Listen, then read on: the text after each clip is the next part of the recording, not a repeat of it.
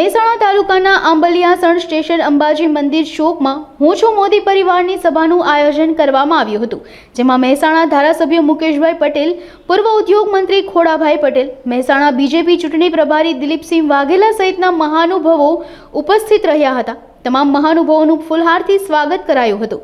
મોદી પરિવારના દરેક સભ્યોએ ચૂંટણીમાં અબકી બાર 400 પારનું લક્ષ્ય લઈ ભારતીય જનતા પાર્ટીના દરેક ઉમેદવારને 5 લાખની લીડથી વિજય બનાવવા સંકલ્પ લીધો હતો।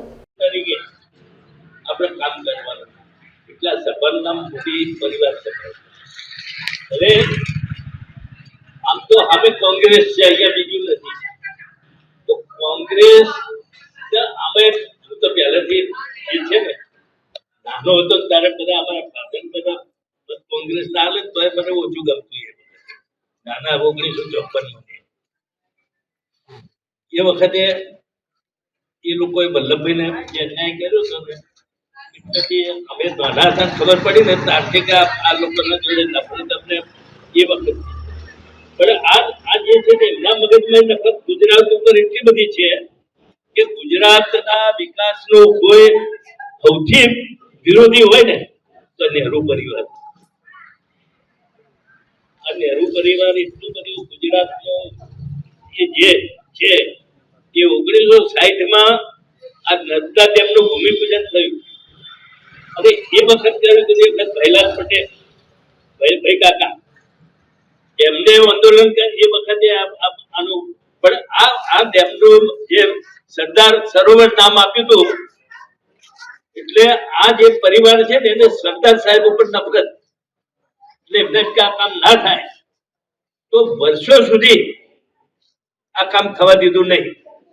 1990માં આપણી ચિમનભાઈની સંયુક્ત સરકાર આવી ને ત્યારે કામ ચાલુ થયું। નરેન્દ્રભાઈ મોદી સાહેબ દ્વારા લગભગ 17 લાભાર્થી યોજનાઓ આ દેશની અંદર હાલ અમલમાં મૂકેલી અને આ બધી જ યોજનાઓનો લાભ એ પ્રત્યેક ગામડાની અંદર પ્રત્યેક વ્યક્તિને મળી રહે એના માટેનું આયોજન પણ એમના દ્વારા કરવામાં આવ્યું છે।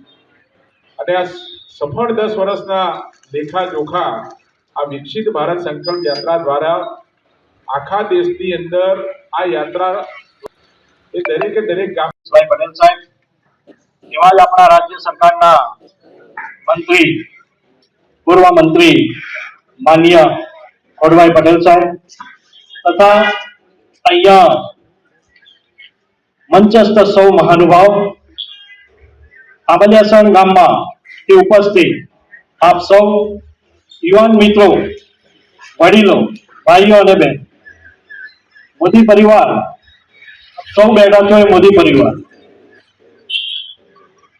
કોઈ દેશમાં એવું ના કહે કે મોદી સાહેબને કોઈ પરિવાર જ નથી, કોઈએ કહ્યું પણ પરિવાર એ આખા દેશમાં આવી સભાઓનો એક દોર ચાલુ થયો।